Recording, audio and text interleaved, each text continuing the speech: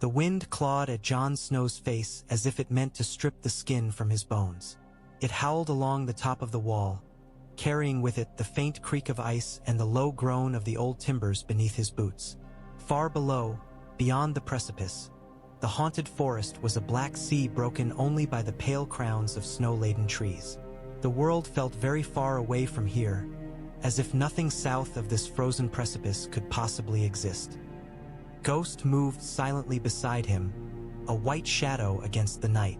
The direwolf's red eyes watched the darkness, unblinking, as if they saw something Jon could not. Behind him, the rattle of the winch and the creak of the lift cut through the wind. Jon turned his head. The cage rose slowly, lantern light bobbing within, until it reached the level of the walkway with a final clank. Darion stepped out, cloak tied tight around his thin frame, his nose already reddening from the cold. "Raven for the Lord Commander," Darion called, squinting against the wind. From the south. Jon's gaze flicked to the black shape perched uneasily on the boy's gloved wrist. Ravens came often enough, bearing reports from Eastwatch, from the Shadow Tower, from Old Town and White Harbor and Winterfell. But something in Darion's voice, something in the way his eyes slid over Jon and away again, coiled the cold tighter in Jon's gut. "The old bear's in his solar," Jon said, his voice a rough thread in the wind. "You'd best see to him." Darion hesitated. "Steward Thorne told me to ask if you'd carry it, Jon.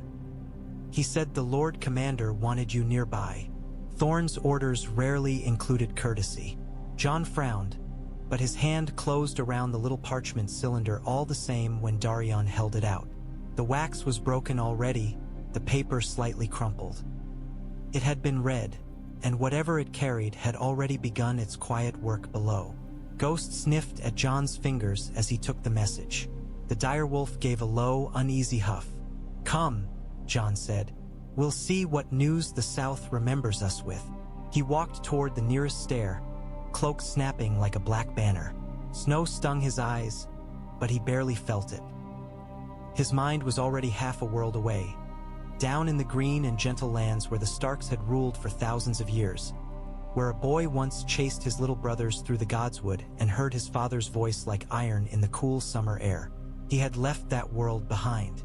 Vows they had told him, brothers they had promised, a life's purpose carved into black stone. The little roll of parchment in his hand felt heavier with every step. The Lord Commander's solar smelled of old parchment, tallow, and the faint, comforting ghost of wood smoke. Jon shut the door against the shrieking wind, and the world seemed to contract, drawing in close around the heavy desk, the flickering candle. The old man hunched over his maps. Jeor Mormont looked older than the mountains that ringed the wall. In the wavering light, the scars on his cheeks and neck were dark grooves. His thick white beard caught every tremor of his breath. His big hands lay flat upon the desk, fingers splayed, as if steadying the world itself. The raven scroll lay open between them, its black seal smeared in the breaking. Jon could see only the bottom of the script, a flourish of ink, the stumbling scrawl of one of the southern maesters. "Close the door," Mormont said without looking up. His voice rumbled like a distant avalanche. Jon obeyed. Ghost padded in behind him and curled under the table, red eyes glinting in the gloom. "You sent for me, my lord," Jon said. Mormont's gaze rose slowly, studying Jon's face as if measuring a blade for flaws. "I did. You know why we keep ravens, Snow? To pass messages between the castles, my lord. Between the wall and the south." "Aye." Mormont's mouth twisted around the word. "Because the world insists on changing, even when the wall stands where it always has. Men in towers and keeps and hovels will not stop making trouble simply because we are busy holding back the darkness." He gestured to the open parchment.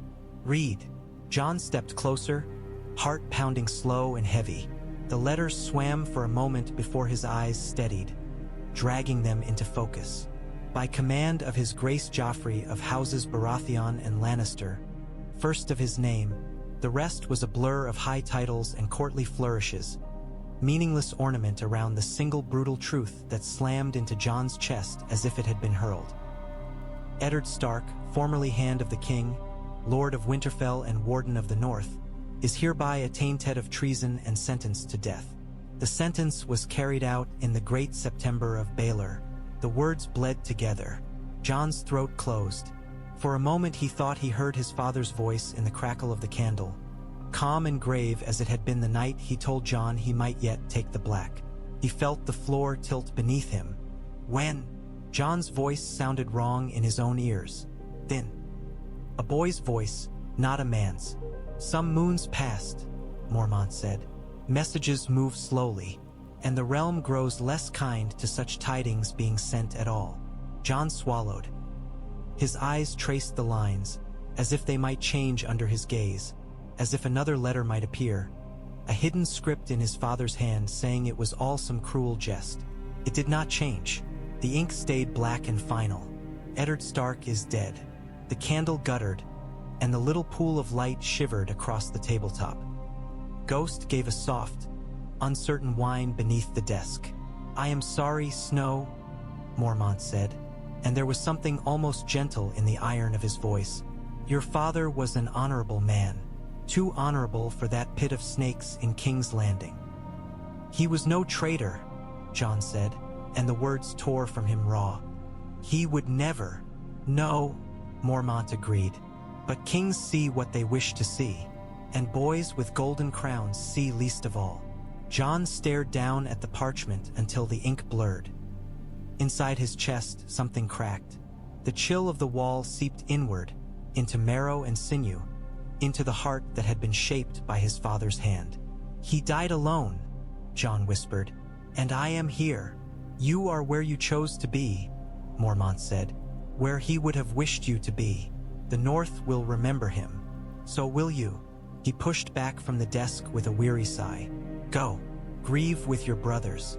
The dead will still be dead on the morrow, and the wall still stands. But Jon's brothers were south now, beneath strange banners and stranger stars, riding to wars he could not see. The thought burned like frostbite in his veins. He bowed because he must, because he had learned to bend his neck to command. Then he turned and left the solar, clutching the parchment in one numb hand, as if it might anchor him to a world that no longer made sense. Sam read the words twice, lips moving silently. Hurt flitted across his face like a shadow clouding the moon. His chapped fingers trembled slightly as he smoothed the parchment flat upon the table, as if he might smooth away the ugliness it carried. Oh, Jon, he whispered. I'm so sorry.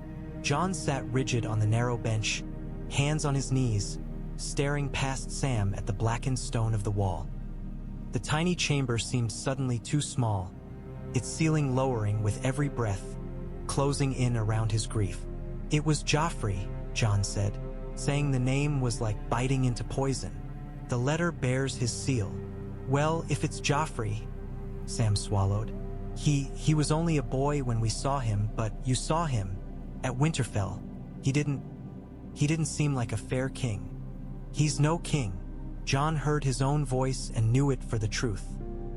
Robb is more a king in a field tent than Joffrey on his iron chair. The thought of Robb hit him like another blow.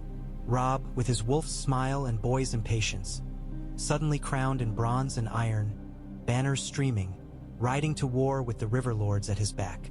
Robb, hearing of their father's execution and taking the North with him into fire and steel. And Jon halfway up the world, wearing black. Sam worried the edge of the parchment between his fingers. The letter says your sisters were spared, he offered, voice tentative.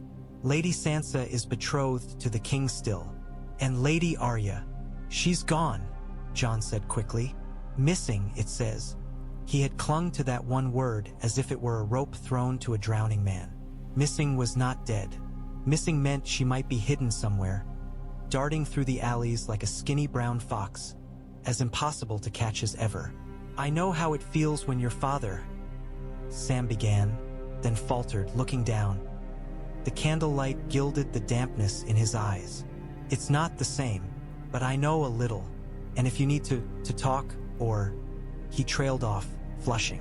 Jon wanted to speak, to shout, to ride, to be anywhere but here, in this cramped stone box with a candle that smelled of rancid fat and a letter that had shattered the world. "My father died a traitor in the eyes of the realm," he said instead, his throat tightening on the words. "If I were with Robb now, I would be fighting to prove them liars. I would be," he broke off. The unspoken sentence hung in the air between them. "I would be at his side, where a son belongs." "You swore vows," Sam said gently. "You stood in the sept and you said the words. We all did. My father, if he knew where I was, he'd drag me back to Horn Hill and make me marry someone I hate. But he can't, because I said the words. And the wall is my home now." "The wall is a wall," Jon snapped. "A pile of ice and stone." The injustice of it flared hot in his chest, scorching. "My father died, and my brother rides to war, and I sit here polishing armor and filling cups." Sam flinched, but to his credit he did not retreat. His soft brown eyes met Jon's across the flickering candle. "We all polish armor, Jon.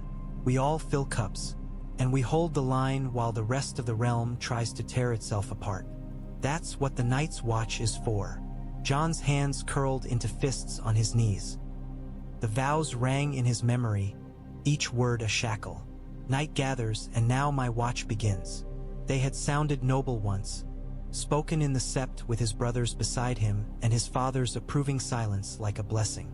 Now they felt like a chain that had dragged him away from his blood. "If duty means letting my father's killers feast in his hall," Jon said, voice low. "Perhaps duty is a coward's word for doing nothing." Sam paled. "Jon." Ghost rose smoothly and pressed his head against Jon's thigh, a warm weight.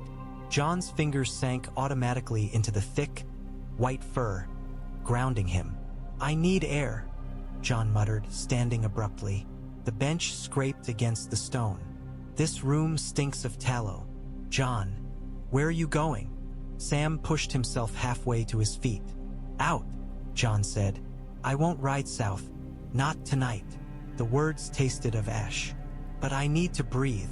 He did not look back as he left. The candlelight fell away behind him, swallowed by the dark of the corridor. Ghost trotted at his heel, silent as snowfall. The courtyard of Castle Black was quieter than usual, muffled under a fresh fall of snow. Men moved through it like black shapes in a dream, cloaks wrapped close, breath steaming in quick, pale puffs. A few of the younger recruits sparred half-heartedly near the armory, their wooden swords clacking dully. Spice smoke drifted from the kitchens, a thin line of warmth in the frozen air. No one spoke to Jon as he crossed the yard. Some glanced his way and quickly looked elsewhere. Others did not see him at all. Grief sat on his shoulders like a second cloak, making him slower, heavier. He walked without purpose until the castle's walls gave way to the wooden stables, low and dark against the snow. The horses shifted within, soft snorts and the rustle of straw carrying faintly to his ears. For a moment he simply stood there, listening, feeling each breath scrape his lungs. A horse was freedom given flesh. That was what he had thought as a boy, when he rode with Robb across the hills around Winterfell, racing the wind. Robb's laughter had always come loud and easy. Jon's came quieter, but no less true. They had flown together, two streaks of stark gray in a world that seemed endless. Robb was flying now without him. Ghost nosed his hand, pressing cold, wet fur against his fingers. Jon looked down at him. "What would you do?" Jon asked, voice rough. "If your pack was hunting in the south and you were chained to this pile of ice?" Ghost's red eyes held his. There was no answer there, only the wild patience of an animal that understood snow and blood, not Scrivener's ink and courtly executions. The direwolf huffed and bumped his head into Jon's thigh again, insistently. "Wherever you go," the gesture said, "I go." A door creaked behind him. Jon did not need to turn to know who it was. The measured tread, the faint clicking of beads. Maester Aemon moved through the world like a man who knew where every step would take him. "Lord Commander told me," the Maester said.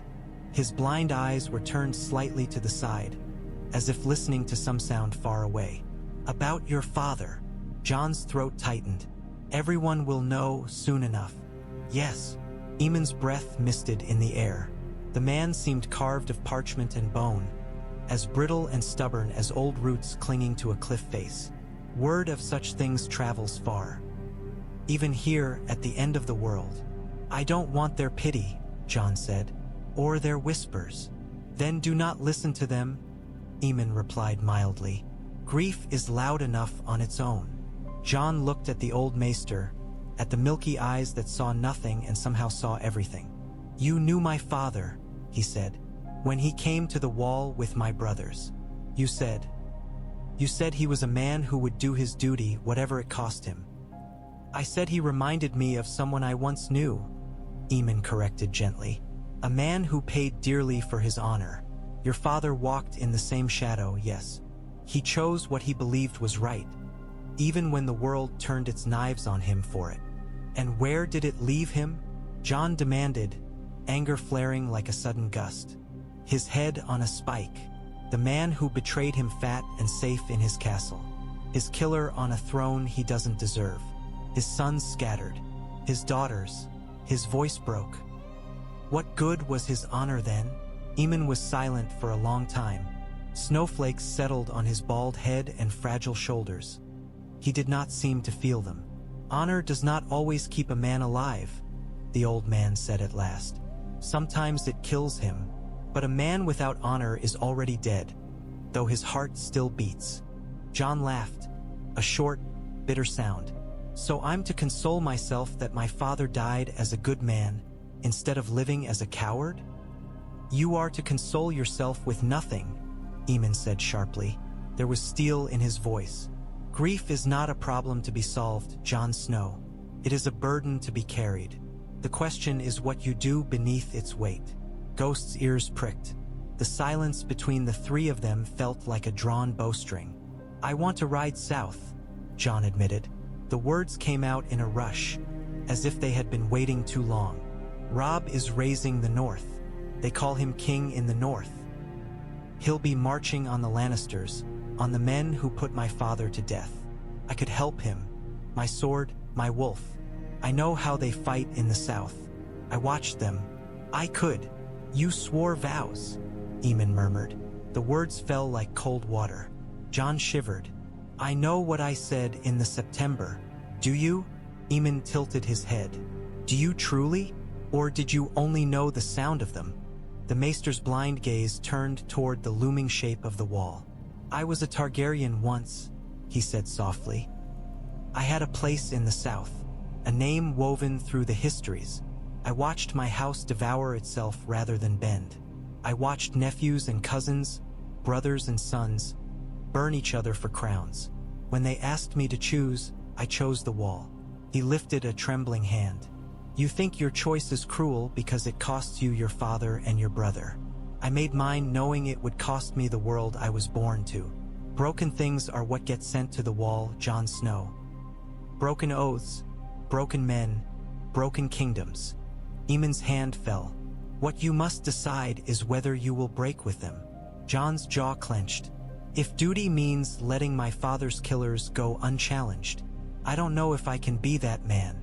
Then be another man, Aemon said, but be one you can live with. When the snow lies deep and the wild wind howls and you have only your thoughts for company. He turned away, his thin figure receding into the drifting flakes. Jon watched him go, feeling as if his bones had been hollowed out and filled with winter. The armory was empty at this hour, the racks of mail and leather hanging like the husks of men long dead. A few scattered embers smoldered in the forge, painting the air with the faint tang of hot iron and ash. Jon closed the door behind him and the sounds of the castle fell away, leaving only the crackle of coals and the distant, steady groan of the wall. Longclaw lay on the scarred oak table, its dark blade reflecting the dim light. Jon reached for it almost without thinking, fingers tracing the rippled steel. The sword had weight and balance that still surprised him. A Valyrian blade, meant for some lord's hand, resting instead in the grip of a bastard in black. He remembered the day Mormont had given it to him. The old bear's voice had been gruff, his gratitude for ghosts warning awkward. but the gift had been no less real for that. The pommel had been changed from a bear to a direwolf's head, the pale stone carved with sharp little ears and empty eyes. A Stark's blade now, or as close to it as Jon would ever get. "My father died with ice in his hands," Jon murmured. "If the tales are true." He pictured it. His father kneeling on the steps of the Great September, the great sword that had sung the words of the king's justice in the north turned suddenly against its own lord. Did Ned Stark look at the blade and see failure? Or did he see only the duty he had always shouldered, even unto the end? Jon lifted Longclaw. The sword came up smoothly, as if it were an extension of his arm. He swung it once, twice, feeling the air part around it. If he rode south, he could stand beside Robb with this blade. Together, they could carve a path through the Lannister host. Kingslayer or no, lion or stag, they would see that the north was not to be bled without cost. The thought filled him with a savage, aching yearning. For a heartbeat, he saw it clearly. The two of them back to back on some trampled field, gray wind and ghosts tearing into men in crimson cloaks, the dire wolf of Stark flying higher than any lion. Robb would laugh that fierce, wild laugh of his when the battle broke, and afterwards they would sit together in some tent, sharing stale bread and stolen wine, and the world would feel almost like it had before. Ghosts shifted in the doorway, claws rasping on stone. The direwolf's gaze never left Jon. "You want it too," Jon said. "You can smell it, can't you? The south, the blood, our pack." Ghost's tongue lolled briefly, pink against white teeth. He was silent otherwise, but it was an answer all the same. Jon set the sword's tip to the floor and leaned on it, head bowed. The weight of his choices pressed down like the weight of the wall overhead. The vows whispered again in his mind, insistent. "I shall take no wife, hold no lands, father no children." He had accepted that when he came here. He had thought to find a different kind of honor among black brothers who had no use for surnames or sigils. But he had not understood that the wall would demand more than his future. It wanted his past too. His father, his sisters, his brother's war. "I am the sword in the darkness," he whispered, the words feeling brittle on his tongue. "The watcher on the walls. If the darkness came from the south now, what then? If the true enemy wore not cold and shadow but crimson silk and golden metal?" He lifted Longclaw again, testing the grip. The sword belonged in his hand. That much felt true. Whether on this wall or on a field hundreds of leagues away, the steel did not care. It would bite as cold in a Lannister's throat as in the neck of another. The forge embers glowed dull red. Outside, a horn sounded once, a long, low note marking the changing of the watch. It drew Jon back, reminded him that time was moving, with or without his decision. He sheathed Longclaw with a decisive motion. The click of steel into leather was louder than it should have been in the quiet room. "Come, ghost," he said. "If we are to be chained, we may as well see what the chain holds." But even as he left the armory, the image of snow-streaked fields and a wolf banner snapping in the wind would not leave him. The little room off the Maester's quarters was warmer than most of the castle, if only by a fraction. A thin fire burned in the hearth, its flames licking lazily at half-charred logs. Shadows clung to the corners, soft and stubborn. Maester Aemon sat in his high-backed chair, hands wrapped around a steaming cup of some bitter-smelling brew. The light painted deep creases into his face, each wrinkle a record of choices made and prices paid. Jon sat across from him on a low stool, Longclaw within easy reach. Ghost lay stretched before the fire, belly to the flagstones, head on his paws. "When I was a boy," Aemon said, his voice barely louder than the crackle of the fire, "I thought I understood duty." Jon watched the old man's face. Every word weighted. He had come here without entirely intending to. His feet had carried him along the familiar corridors as if of their own accord, drawn to the one place in Castle Black where history sat and remembered itself. "I was a prince," Aemon continued. "Not the one anyone expected to wear the crown, mind you. There were others ahead of me, brothers, cousins. But I bore the name all the same. Men bowed when I entered a room. They listened when I spoke, or pretended to. His papery lips quirked, a ghost of wry humor. I studied at the Citadel. I learned of healing, of ravens, of the turning of the seasons. Duty seemed clearly marked then. Serve the realm, serve my house, serve the gods in whatever order suited the speaker. He lifted the cup, took a careful sip, then set it down again. Then a king died, and another rose, and suddenly, my name became dangerous. Jon knew fragments of the story. All men at the wall did, though few spoke it aloud. Aemon Targaryen, a prince who had turned his back on thrones and dragons, who had chosen a black cloak over a crown. They came to me, Aemon said, my brothers, my kin. They said the realm needed stability, that a Targaryen must follow a Targaryen. They asked me to take the crown. I was old even then, or so I thought. I had seen too much blood spilled for the Iron Throne. I said no. He smiled faintly, without joy. They found another, then, a younger man, more willing to wear the weight. The realm staggered on, as realms do. Wars came and went. Fires burned and were quenched. Children were born and died. All the while, I sat in Old Town with my books and my birds, telling myself that I had done my duty by refusing to grasp for power. A log popped in the hearth. Jon listened, silent, the story unfolding like a long-forgotten ballad. But duty is not a single choice, Aemon said softly. It is every choice thereafter. Another king came to me. He said my name was a threat. To him, to his heirs, to the fragile peace. He offered me one mercy. I could take the black, leave my name behind, serve where my blood would matter least. He turned his blind eyes toward Jon. I thought it a cruel kindness then, exile dressed up as honor. But I could have said no.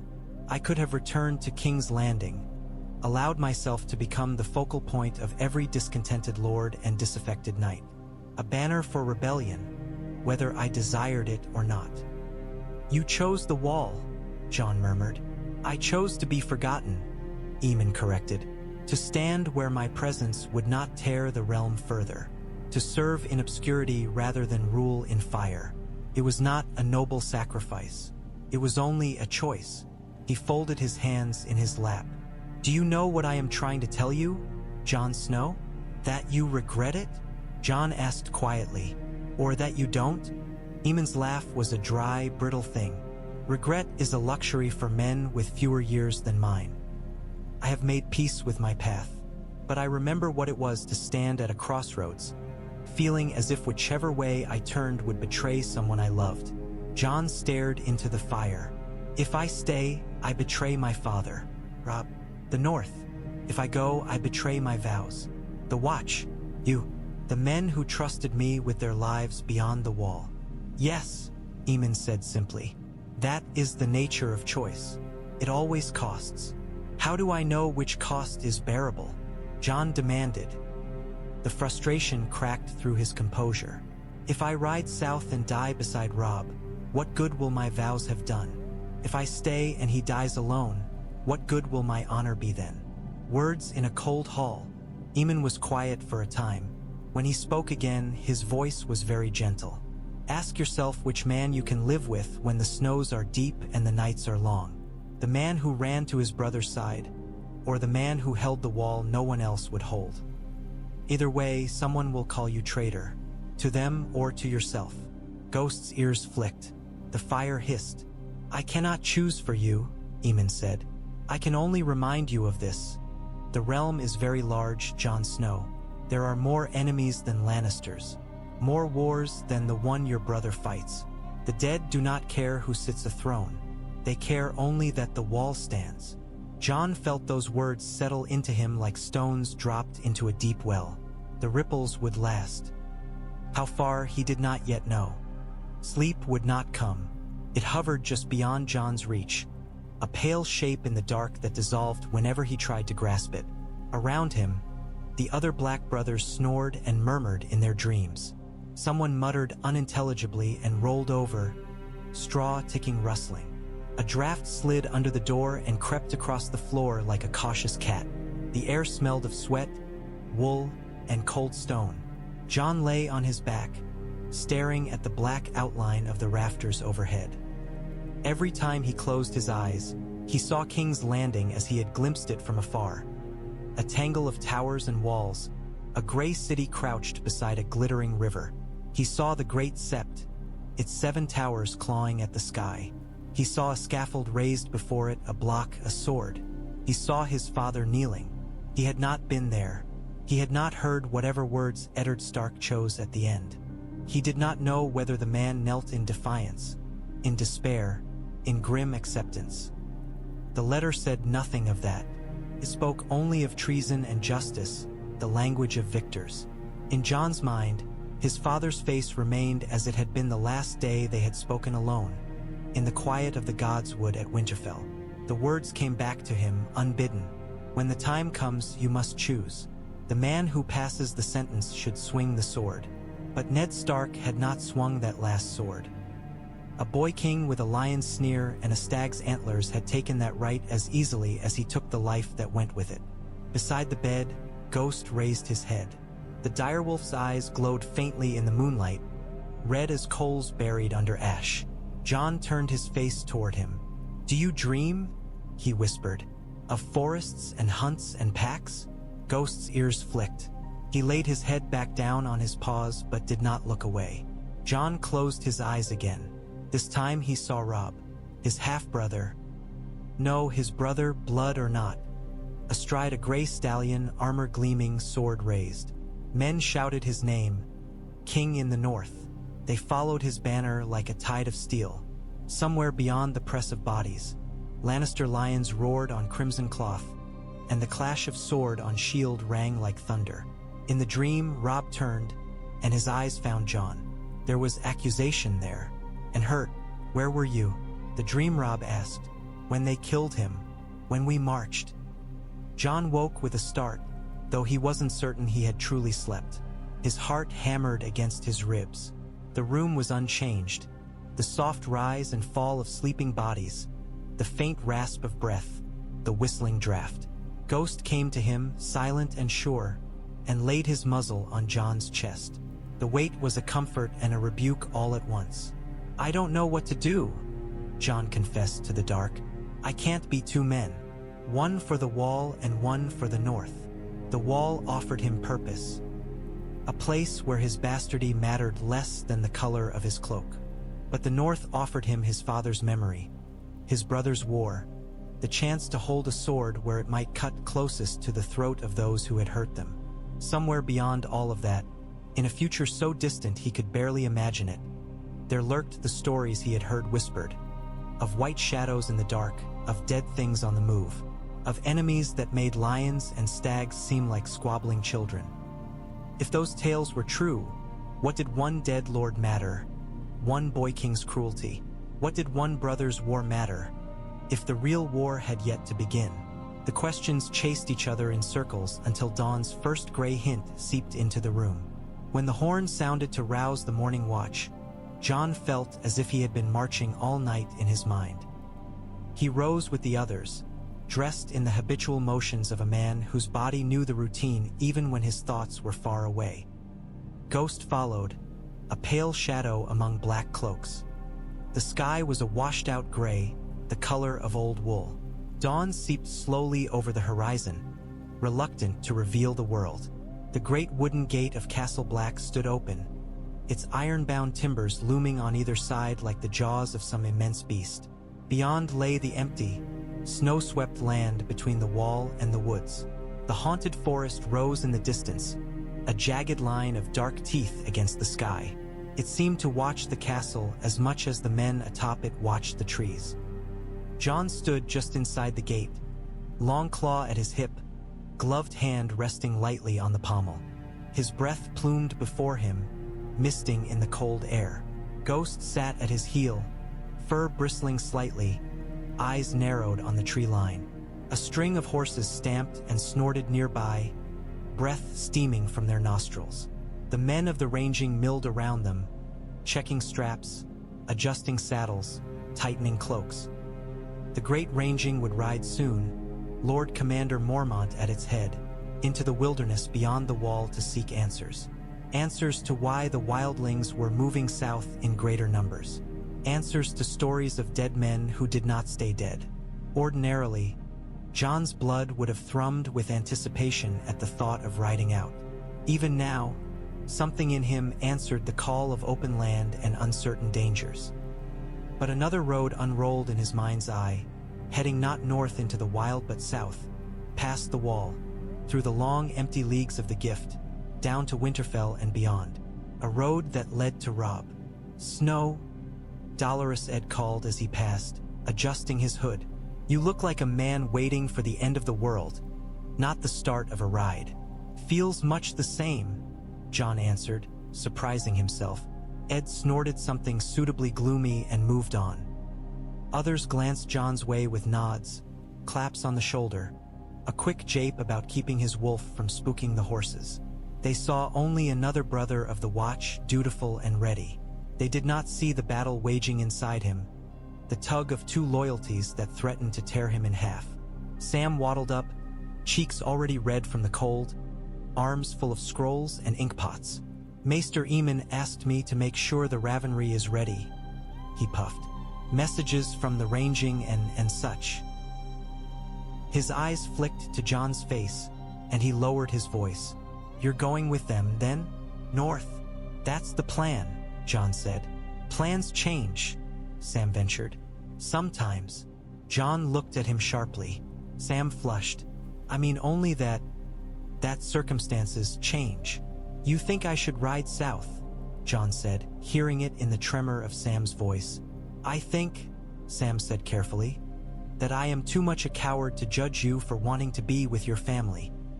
But I also think of what the Lord Commander would say, and Maester Aemon, and, he swallowed, and what you'll say to yourself years from now if you break one oath for the sake of another. Ghost rose, hackles lifting. Jon glanced down. The direwolf's attention had shifted, not to the forest, but inward, toward the castle yard. Jeor Mormont strode toward the gate, heavy cloak swirling, the black bear of his house barely visible beneath the Night's Watch heraldry. He mounted up with the ease of long habit, grim face set. He caught Jon's eye. You ride with me, Snow, he said. Your wolf's nose may do us some good beyond the wall. The words cut sharper than any rebuke. Mormont trusted him, counted on him, had given him a sword, a place, a purpose. Jon's tongue felt thick in his mouth. He nodded because that was what a good steward did.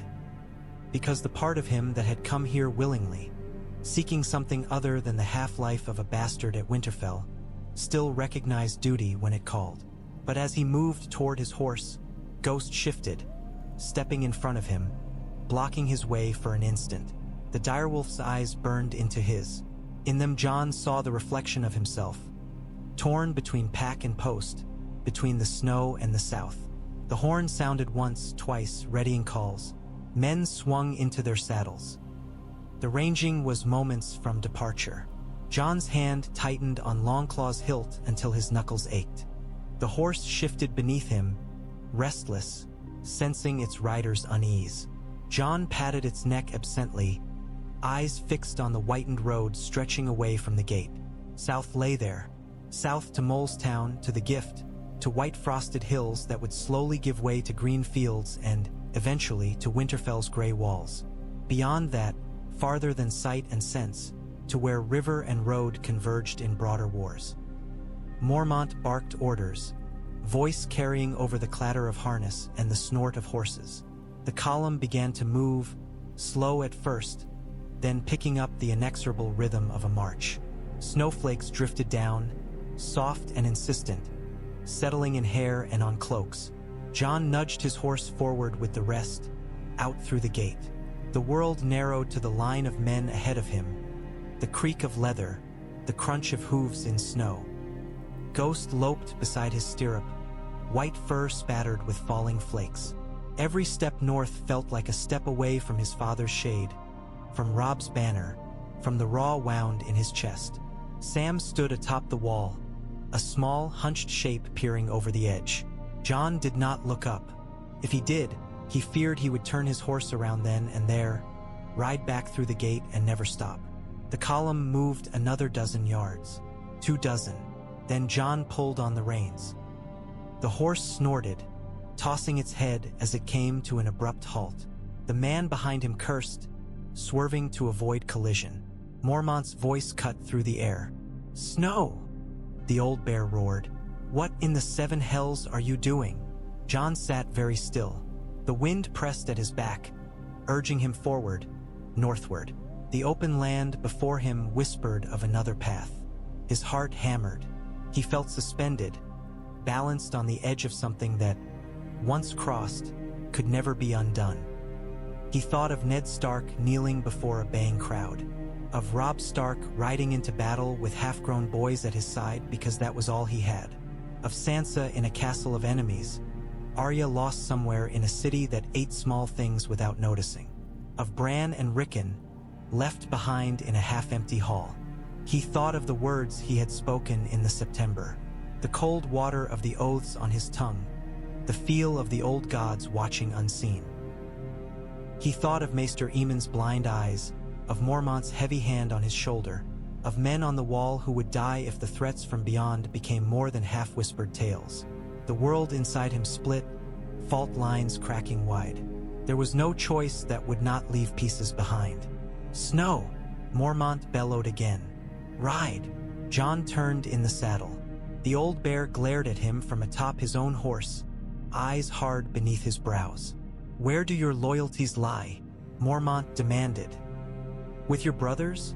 Or with ghosts and dreams?" Jon opened his mouth. No sound came out. Ghost moved, stepping forward to stand squarely between Jon's mount and the southern road. The direwolf looked back at him, silent. In those red eyes, Jon saw not an answer, but a mirror. Both paths were his. Neither would be easy. He drew a breath so deep it seemed to scrape his ribs from the inside. "My father is dead," he said quietly, more to himself than to Mormont. "Whatever I do now will not change that." The words tasted bitter, but there was a bleak, hard truth to them. "And your brother?" Mormont pressed. Jon met the old bear's gaze. "My brother rides to war. I ride to a different one." Mormont grunted. "Then ride," he said, "or turn your horse and go. But choose Snow. The wall has no place for men who stand in the middle." The last words struck as true as any blow. Jon looked once more at the southern road. Snow fell on it, soft and uncaring, blotting out footprints that had never been there. He thought of Robb's dream accusation. "Where were you?" Jon tightened his grip on the reins until the leather creaked. He closed his eyes. "I'm sorry," he whispered to someone only he could hear. Then he nudged his horse forward, northward, after Mormont. The column swallowed him. The gate receded behind them. The southern road disappeared from sight. Ghost trotted beside him, keeping pace. The direwolf did not look back. The land beyond the wall closed around them like a fist. The snow lay deeper here, unbroken save for the tracks of their own passage and the occasional wandering trail of some beast.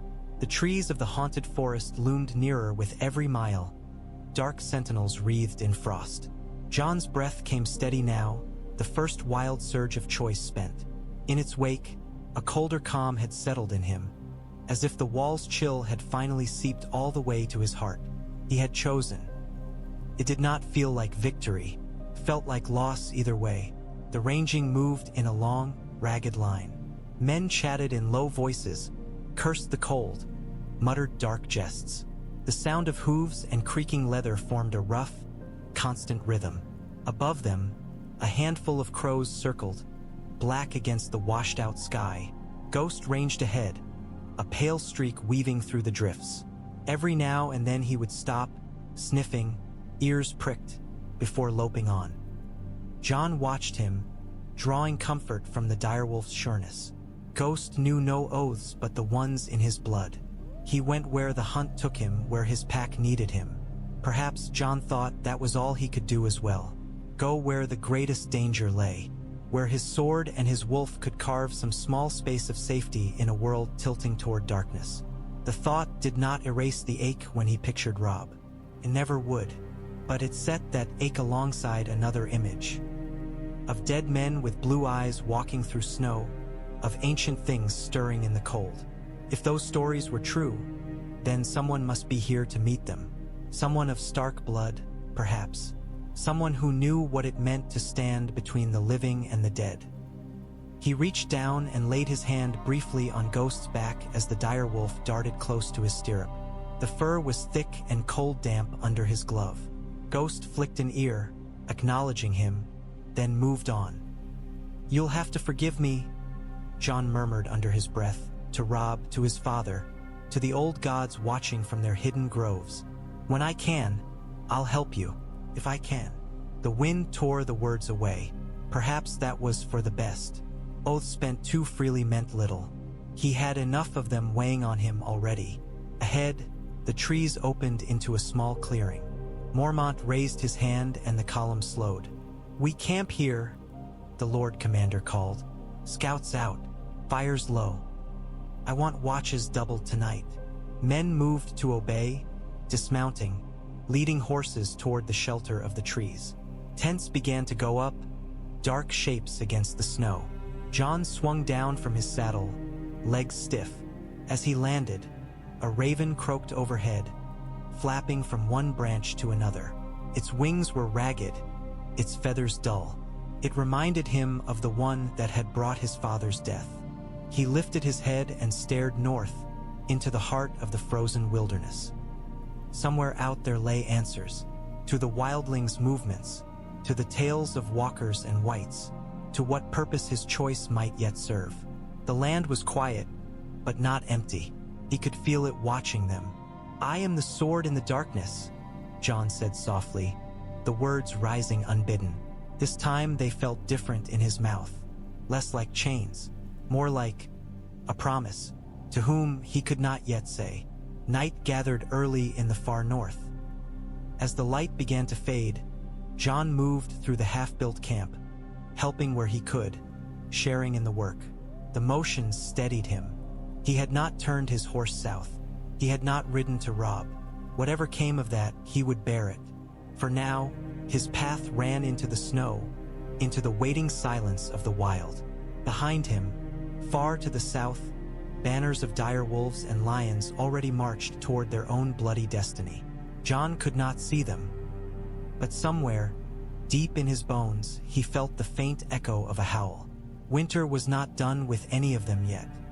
The haunted forest pressed close around them, branches heavy with snow and old ice, trunks like black pillars holding up a low, gray sky. The ranging had ridden for days beyond the wall now, deeper into the wilderness than Jon had ever imagined he would go.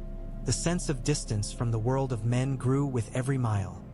The south felt like a dream half-remembered on waking. Jeor Mormont rode at the head of the column. His bulk stooped slightly in the saddle, cloak crusted with frost. His breath steamed in ragged gusts. Beside him, Jon guided his gelding through drifts that reached almost to the horse's knees. Ghost loped ahead, a white streak against the darker snow, stopping occasionally to sniff at some scent only he could detect. The silence here was not the clean quiet of an untouched field, but a watchful stillness. The forest listened. Jon could feel it. The weight of hidden eyes between the trees, the way the wind died suddenly as if someone had drawn in a breath and held it. Behind them, the line of riders stretched back through the narrow pass, Corran half-hand grim and spare as a drawn blade, Thorin Smallwood muttering under his breath, Dolorous Ed no doubt composing some fresh litany of woe. Men coughed, cursed softly, adjusted their hoods. Leather creaked, iron jingled. The sounds seemed unnaturally loud in the muffled air. Ghost stopped abruptly. The direwolf's head came up, ears pricking, hackles lifting along his spine. A low growl rumbled from his throat, a sound Jon had heard only a handful of times before, when danger lay so close he could almost taste it. Mormont saw it too. "What is it?" he barked. Ghost did not look back. His muzzle swung slowly, following some trail on the wind, then fixed toward a stand of trees where the snow lay oddly churned. Jon's hand went to Longclaw's hilt. "There's something there," he said quietly. "He smells it." "Then let him show us," Mormont growled. "Forward."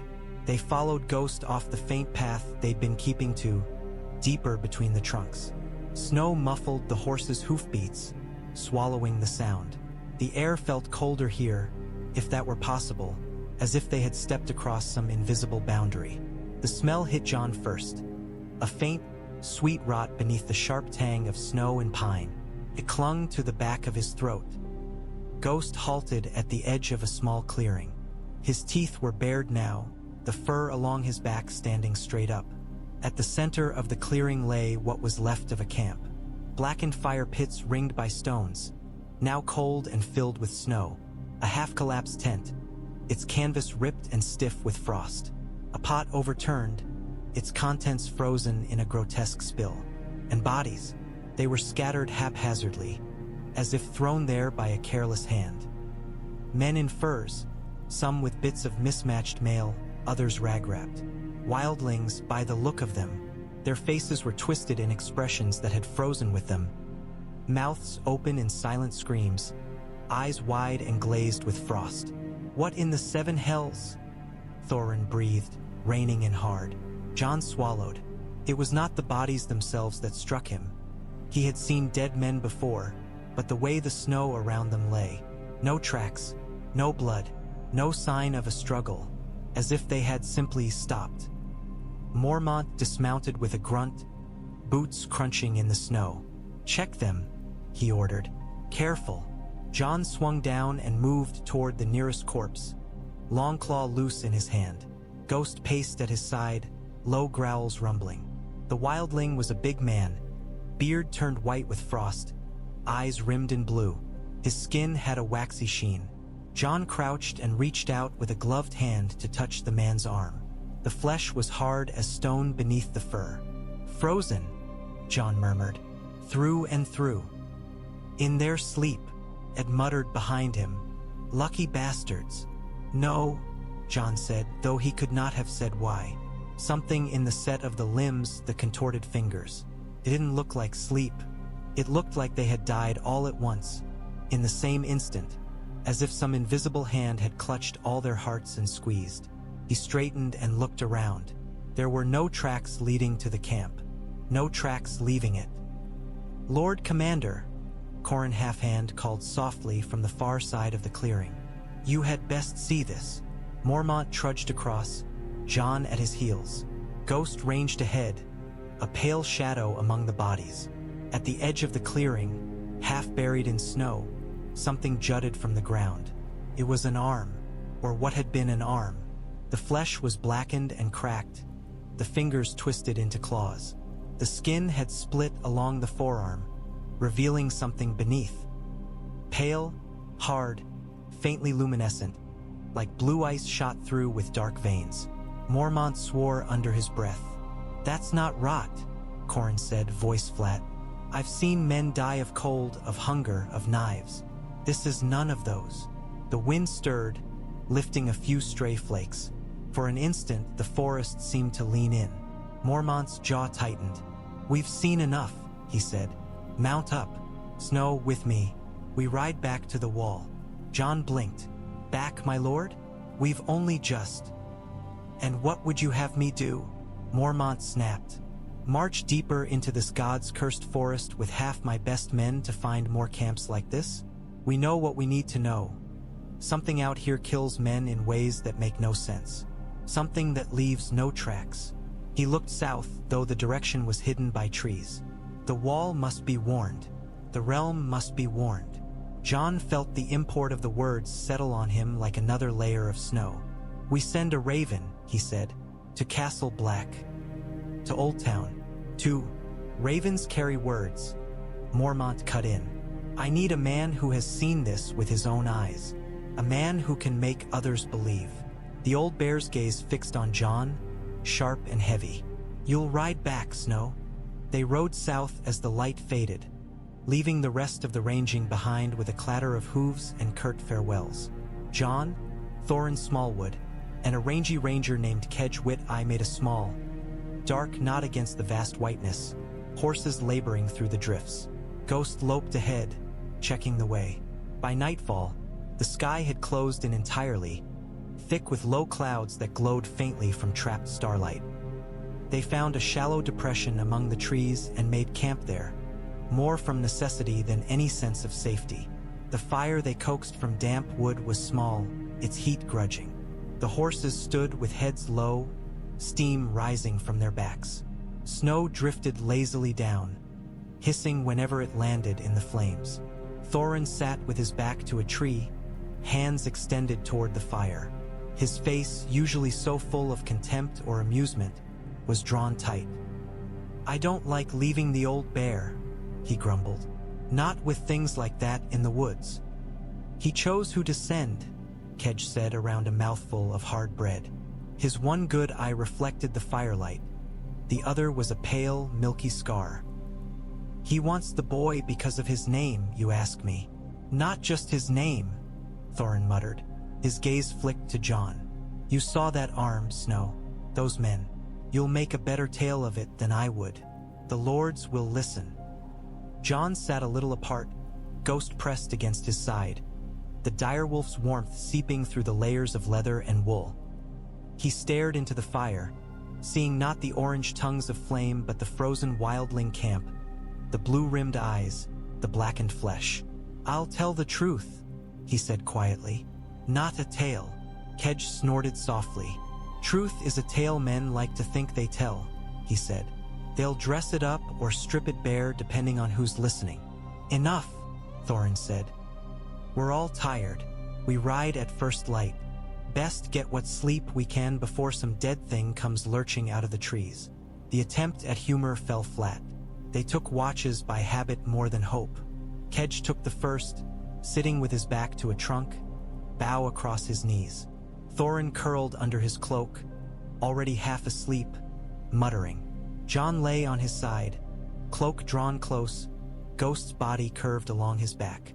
The snow thickened, pattering softly against leather and cloth.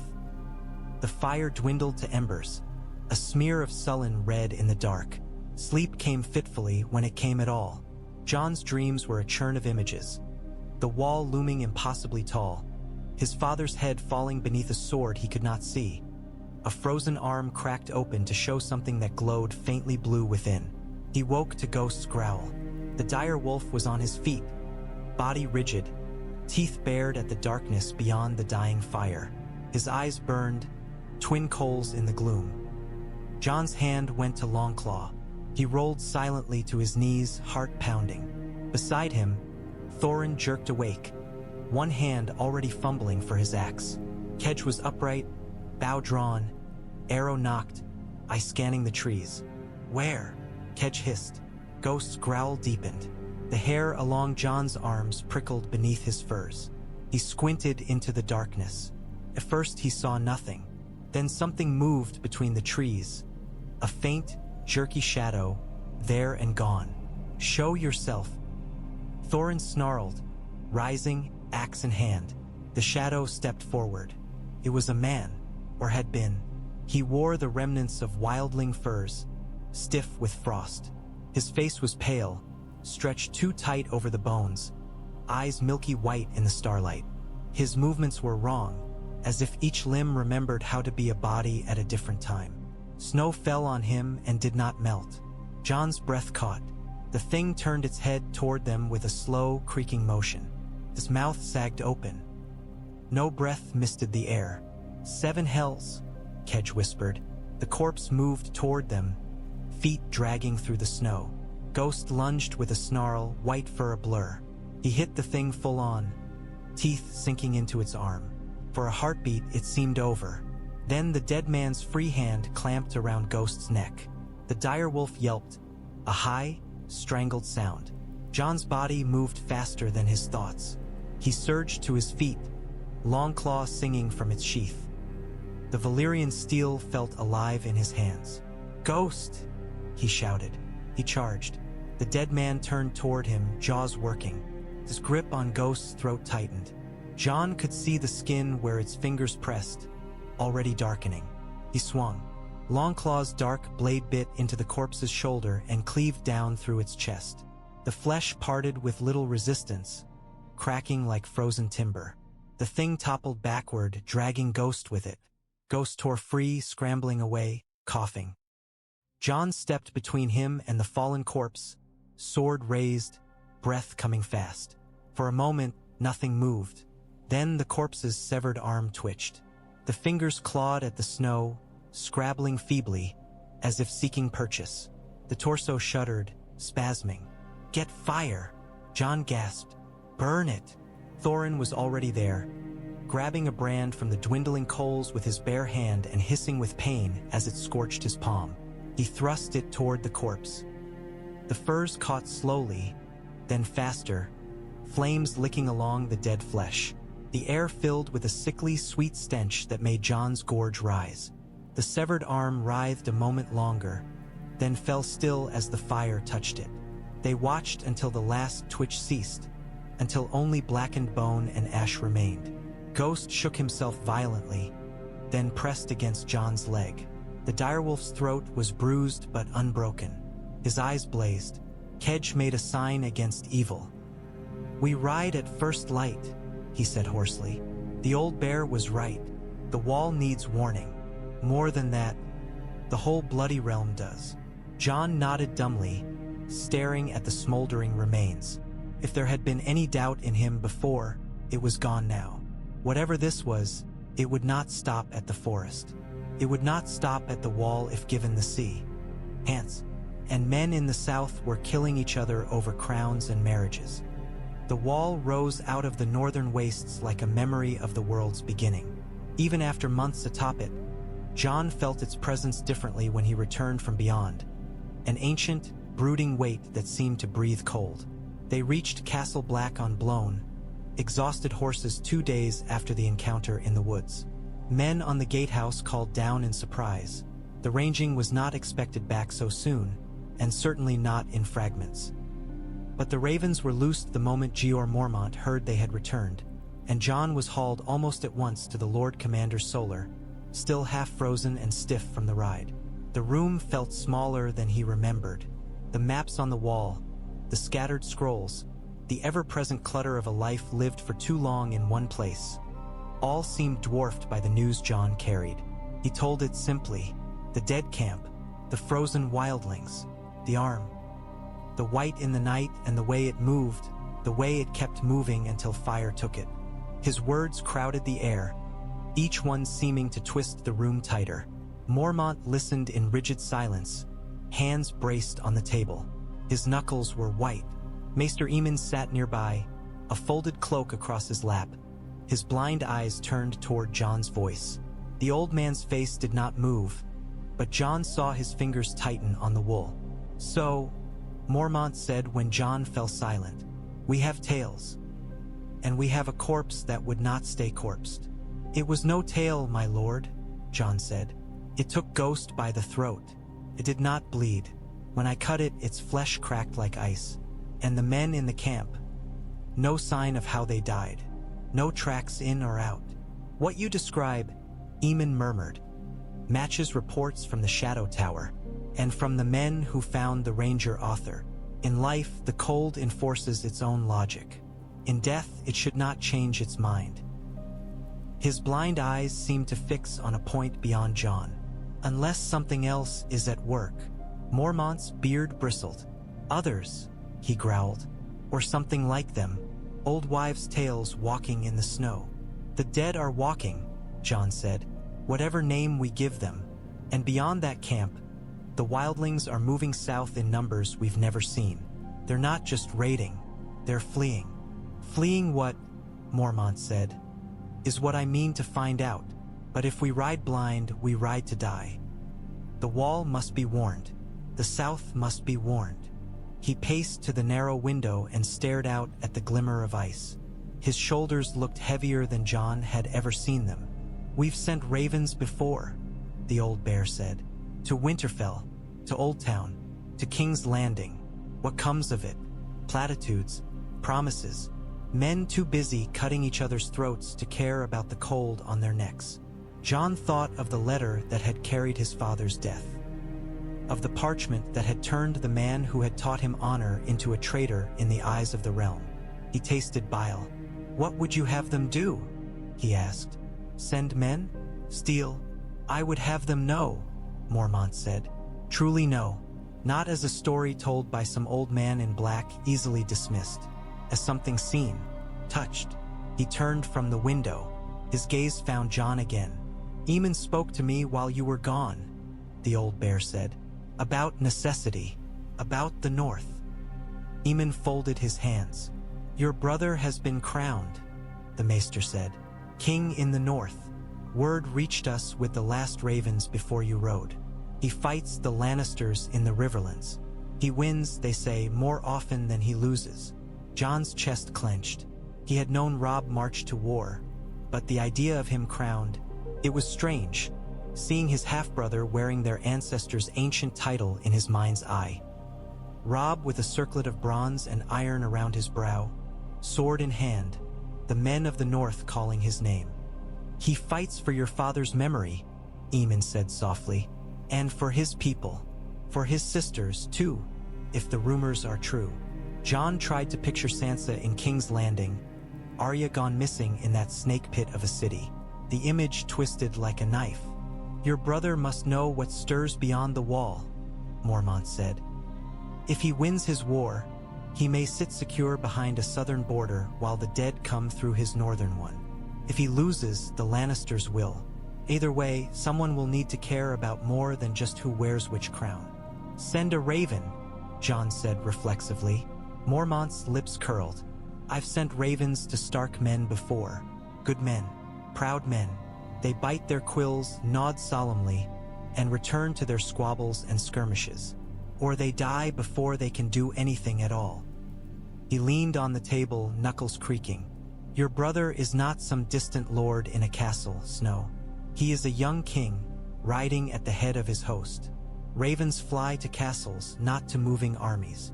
Jon frowned. Then what? Aemon's blind gaze seemed to pierce him. Jeor thinks we must send more than ink, the Maester said. We must send a man, a brother, and if that man has Stark blood, perhaps the North will listen more closely. Realization dawned slowly, like a bruise spreading. You mean to send me, Jon said. The words felt thick. Unless you know of another bastard son of Winterfell in our ranks, Mormont said. You've seen the dead walk. You've the wolf at your side. You know something of the South, having come from it. If anyone can make Robb Stark understand that the war he fights is not the only one that matters, it's you. Jon's heart lurched. A part of him leaped at the thought south to his brother to battle and banners. Another recoiled. The Watch takes no part in the wars of the realm, he said. Those were your words, my lord. And they stand, Mormont said. You will not go to fight his war for him. You will go to tell him of ours. To tell him that whatever grudge he bears the Lannisters, the North cannot empty itself of men while the cold things move in the dark. Aemon nodded slowly. You would go as a ghost, he said. A voice from the Wa. Not as a Stark sworn to his king brother, but as a brother sworn to the wall's defense. Jon's mouth was dry. And if his war touches me, he asked. If I see Lannister men marching under their lions, the men who stood by when Joffrey, then you will remember your purpose, Mormont said harshly. We send you because we trust you can. He stepped closer, looming over Jon. Make no mistake, Snow. This is no honor. It's a burden. You'll walk a line none have walked in centuries. Between crown and wall. Between brother and brotherhood. His gaze hardened. If you cannot bear it, say so now, and I'll find some other poor bastard to throw to the wolves and lions alike. Jon thought of the frozen camp, of the wildlings' arms split open like glass, the blue light within, of the Wight's dead fingers around Ghost's throat, of his father's head on a spike, of Robb riding without him. He met Mormont's eyes. I'll go, he said. The common hall of Castle Black had been cleared of its usual benches and trestles. In their place, a long table had been dragged to the center, its scarred surface hidden beneath maps weighted with stones and daggers, candles guttered in iron sconces, their light mingling uneasily with the smoky glow from the hearth. Jeor Mormont stood at the table's head, both hands planted firmly on the wood. Maester Aemon sat to his right, hunched but attentive. To the left clustered the senior men of the Watch, Thorin Smallwood, Alliser Thorne, Bowen Marsh, Othel Yarwick. Jon stood slightly back from them, ghost pressed against his leg. "It's madness," Alliser Thorne said flatly. His perpetually sour face was set in deeper lines than usual. "We're short-handed as it is, and you'd send one of our best swords traipsing off to play messenger in some boys' war? He won't be playing at anything," Mormont snapped. "He goes to speak of what he has seen. The dead walking, wildlings fleeing, camps of corpses without cause. And what makes you think this king in the north will care?" Bowen Marsh's round face was pale, his hands twisting in front of him. "He's knee-deep in Lannister blood by all accounts. Young men think only of glory, not of snow and ice. That young man is a Stark," Thorin said, "and Starks have always cared about what moves in the dark." He glanced at Jon. "He might listen to a brother's word if anyone's." Alliser Thorne made a disparaging noise. "If he remembers his brother at all wearing black. More likely he sees only a deserter who fled Winterfell for the Wall." "That's enough, Thorne," Mormont growled. "Jon Snow has done his duty as well as any man here. Better than some." His eyes flickered briefly to Alliser, who stiffened. "It's not his worth I question," Thorne said, stung. "It's the Watch's. We send one of ours into the camps of a rebel king, we put our neutrality in peril. We've kept to the old vows for thousands of years. You'd throw that aside for a boy with a crown of bronze." "We throw nothing aside," Aemon said softly, and the hall quieted. Even Thorne turned toward him, resentful but silent. The old maester's blind eyes moved slowly across the room. "We adapt. The vows are not a shield to hide behind while the world burns. They are a sword we must learn how to wield in changing hands." Bowen Marsh shook his head. "Our neutrality is all that keeps the South from demanding our strength for their petty wars. If they see us favoring one king over another—" "We do not favor Robb Stark," Mormont interrupted. "We favor the living. He happens to be in a position to aid us more than some fat lord in Old Town. If he wins, he will rule a kingdom that shares our longest border. If he loses, the Lannisters will. Either way, someone in the South will need to see beyond their own banners." "And if they hang the boy for bringing them news they don't want?" Alliser asked. Jon felt Ghost rumble faintly. He laid a calming hand on the direwolf's neck. "Then I'll die knowing I tried to do my duty," Jon said, surprising himself with the steadiness of his voice. All eyes turned to him. It was not a place he sought, the focus of so many hard gazes, but he did not look away. "I've seen what walks in the snow," he said. "What doesn't burn until it's half in pieces. If Robb Stark doesn't know, he'll keep sending men south, bleeding the North white. If he does know, he might still make the same choices. But at least he'll make them with open eyes." Thorin nodded grudgingly. "The boy's right," he said. "We're not his maesters, to write him letters and hope he reads them. We're the Bloody Watch. We stand where others won't. Sometimes that means stepping forward." Alliser's mouth puckered as if he'd bitten into something sour. "Pretty words," he said. "Let us hope they keep your head on your shoulders when your brother asks you why you were not at his side from the start." The words cut because they struck near the bone. Jon felt the ache, but he kept his face still. Mormont straightened. "It's decided," he said. "Jon Snow will ride south, bearing the Watch's seal and Maester Aemon's letters. He travels as our envoy, not as a Stark bannerman. He will remind his brother that the wall stands, and that not all enemies wear lion cloaks." He slammed his fist lightly on the table, making the candles tremble. "If the realm will not listen to the ravens, we'll send a wolf."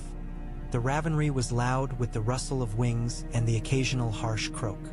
The smell of droppings and straw was thick in the air, but Jon barely noticed it now. He had spent enough time up here with Sam and Aemon to know each bird by its attitude and cry. Samwell Tarly looked as though someone had told him the wall itself was to march off with Jon. His eyes were red-rimmed, his cheeks blotchy, his hands trembling as he clutched a small stack of tightly rolled scrolls. "You'll need these," Sam said, thrusting them toward Jon. Letters. For Robb. For whoever he has as his maester. And one for you to read if you're ever not sure what to say." Jon took the scrolls, tucking them carefully into the leather satchel Aemon had given him. Ghost nosed at the bag, sniffing. "I thought Aemon already wrote his own letters," Jon said gently. "He did," Sam said. "These are mine. I mean, they're Aemon's words mostly, but I wrote them. And I wanted to make sure you had more than one chance to say what you need to. If one gets lost or ruined or... He trailed off, swallowing. Jon felt something twist in his chest. "Sam," he said, "I'm going south, not beyond the Shadow Tower. I'm not riding into the haunted forest again. There are other forests," Sam said miserably. "Other dangers. War. People." He shuddered. "I'd rather face a corpse that won't stay dead than a hall full of lords." Jon almost smiled. Almost. "I don't know," he said. "I've seen Lord Tywin. He might give the others pause." Sam huffed a watery laugh. A raven hopped along its perch, head cocked, as if disapproving. "I'm proud of you," Sam blurted suddenly, "for going. For not just thinking of yourself. Most men would grab at the chance to run south and forget the wall. You're going because you think it's right." Jon thought of the way his heart had leaped at the thought of Robb of the Warfield. "I'm going for a lot of reasons," he admitted. "Right isn't the only one, but I'll try to remember it when other reasons get loud." Sam wiped his nose on his sleeve. "You'll see Winterfell," he said wistfully. I wish I could go with you, not to fight, gods no, but just to see it.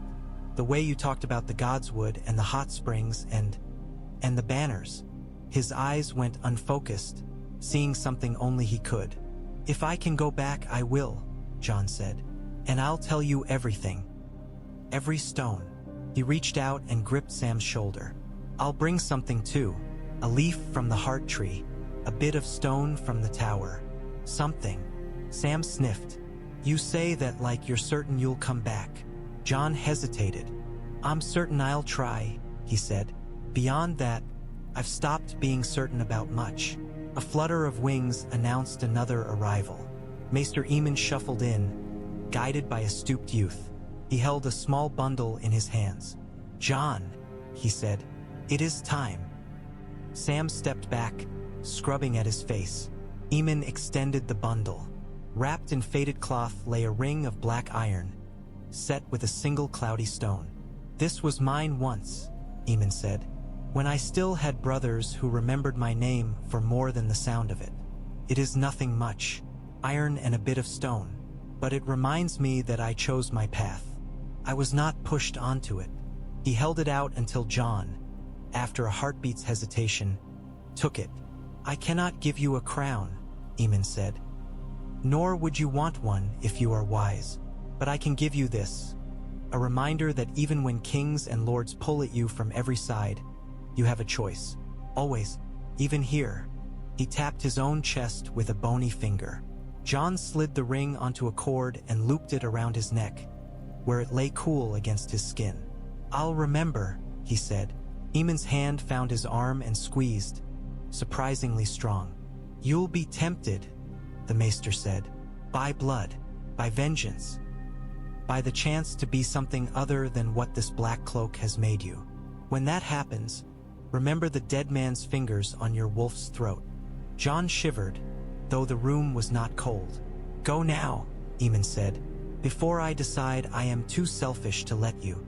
Outside, in the yard, horses stamped and snorted. Men gathered to see him off, some out of curiosity, some out of genuine regard. Dolorous Ed muttered something about never trusting a man who left a perfectly good wall behind. PYP and Gren offered clumsy jokes and japes. Jon took them all in, each face a small anchor.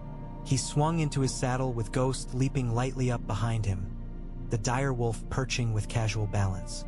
The gate yawned open before him, showing the long road stretching south.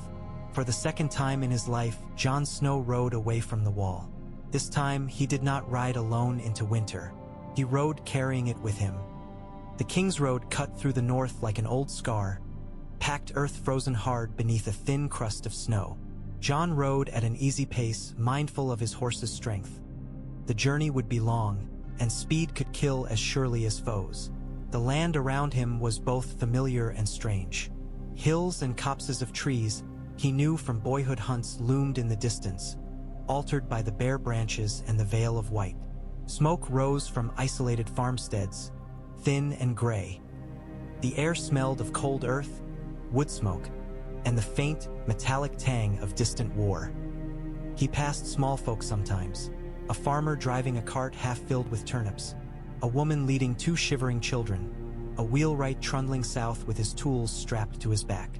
They eyed his black cloak with suspicion, then with dawning recognition when they saw the direwolf at his side. "A Stark's beast," one old man muttered, tugging off his cap as Jon rode past. "King Robb's kin, then." Jon did not correct him. Let them think what they would. If his cloak made them wary and his wolf made them hopeful, that was perhaps as it should be. At a rise in the road, he drew rein and looked eastward. On the horizon, faint against the washed-out sky, he could just make out the shape of Winterfell's towers. They seemed smaller than he remembered, smudged by distance and a thin veil of cloud. Home, his heart whispered. Ghost whined softly, following his gaze. The direwolf's ears pricked, nostrils flaring. "We don't have time," Jon said, more to himself than to Ghost. "Robb doesn't sit in those halls anymore, and the war waits for no man." He forced his eyes away from the distant silhouette. The temptation to turn off the King's Road, to ride through the looming godswood and feel the steam of the hot springs on his skin, tugged at him. To walk those gray halls one more time as something other than a half-remembered ghost. But the ring at his throat lay heavy, and the memory of the Wight's hand squeezing Ghost's neck burned in his mind. He pressed on. As he traveled south, the signs of war grew more frequent. A field trampled by many hooves, its fence smashed. A burned-out farmstead, smoke long since gone but the black scars still stark against the snow. Once, he found 2 men in Lannister colors hanging from a tree, their bodies stiff, faces blue. The crude sign around one's neck read, "For raiding without orders." A group of northern men had done that, he guessed. Or river lords, justice of a sort. It did not feel like enough. At Molestown, he rested for a night, trading a few coins for a stall and a thin stew. The whores eyed him speculatively until they saw his black and his wolf. Then they retreated, murmuring. Men at the rough table spoke in low voices of battles in the south, of the young wolf's victories, of lions driven back with tails tucked. "He took the Kingslayer," they say, one man declared over his ale. "Cut Tywin's golden whelp right out from under his army." "Aye, and the boy pisses ice," another scoffed. "They're just stories. All I know is there's fewer Lannister riders snooping around since he marched south. That's enough for me." Jon listened without joining in. The thought of Jaime Lannister in Robb's hands gave him a grim satisfaction. Strange to think of that golden, mocking man in chains. He slept badly that night, dreams full of clashing steel and a crown of bronze and iron that kept slipping from Robb's head into a pool of dark water. At dawn, he rode again. The further south he went, the more refugees he saw, thin families with their possessions piled on carts, eyes hollow, dogs trotting listlessly at their heels. War had a way of spilling beyond maps. It seeped into the lives of those who had never seen a lord's banner up close. Once, on a stretch of road flanked by bare-branched oaks, Jon came upon a wagon circle. A dozen men in patchwork armor lounged among the wheels, red and gold scraps sewn to their sleeves. Lannister colors, though not clean enough for true soldiers. They straightened as Jon approached, hands going to weapons. "Road tax," one called. His beard was patchy and his eyes mean. "Pay or turn around." Ghost stepped forward, fur bristling, a low growl vibrating in his chest. The men froze. One dropped his spear. Another made a hasty sign against evil. 7 save us, someone whispered. A bloody direwolf. Jon let Longclaw's hilt lift his cloak enough that the sword's dark pommel showed. He met the bearded man's gaze, letting him see that he was very willing to use it. I'm in haste, Jon said, and I've no patience for carrion birds picking at the edges of war. Stand aside. Silence stretched taut. Finally, the man spat to the side. Not worth it, he muttered. He waved his fellows back. Go on, black brother. No coin on the King's Road worth a wolf that size. Jon rode through the gap without another word. Ghost trotted at his side, teeth still bared. Good, Jon murmured to him. Save your hunger for lions if we see any. The road bent south, toward the neck and beyond. Somewhere past those marshes, the Riverlands writhed under the clash of armies. And somewhere amid that chaos rode Robb Stark, wearing a crown that was both more and less than Jon had ever dreamed for his brother. The war smelled of damp canvas, horse sweat, and men pressed too close for too long. The Stark camp sprawled along the bank of a swollen river, tents like pale mushrooms sprouting from churned mud. Banners snapped in the gusting wind. Direwolves, trout, flayed men, mermen, harpies. The North and the Riverlands, bound together by necessity and blood. Inside the largest tent, the air was warmer and thicker. Robb Stark stood over a map of the Riverlands, its parchment scarred by knife marks and stained with wine. Stones marked the positions of armies, lions in the west, stags at the sea, the wolf in between. He wore no heavy armor, only a leather jerkin and a plain wool cloak. The only concession to his station was the circlet on his brow. Bronze and iron, worked simply. It sat uneasily upon his head, as if not yet sure it belonged there. Gray wind paced restlessly at his side, yellow eyes flicking from face to face. The great direwolf's presence seemed to steady Robb. When his hand drifted down to the animal's scruff, his shoulders loosened slightly, his jaw unclenched. We bled them at the Whispering Wood, the great Jon said, jabbing a thick finger at a cluster of red stones. And again on the Green Fork, the Kingslayers in your cage, their western host limps. Give me leave and I'll march on Lannisport, set their bloody harbor alight, and leave the river lords with Tywin's main strength to contend with alone? Roose Bolton's voice was cool and thin, his pale eyes hooded. Courageous, perhaps, not clever. The great Jon rounded on him. I wasn't asking for your cleverness, Bolton. I was offering to gut some lions. Catelyn Stark stood near the tent entrance, hands folded tightly in front of her. Lines of grief and exhaustion carved her face deeper, but her eyes were keen. We cannot be everywhere, she said, before the quarrel could kindle further. We must choose where our blows will fall, and we must remember why we fight. For Ned, the Blackfish said quietly. Uncle Bryndon's voice carried more weight than its volume suggested. For Winterfell, for our dead and our living. For the girls, Catelyn added, and her mouth tightened on the words.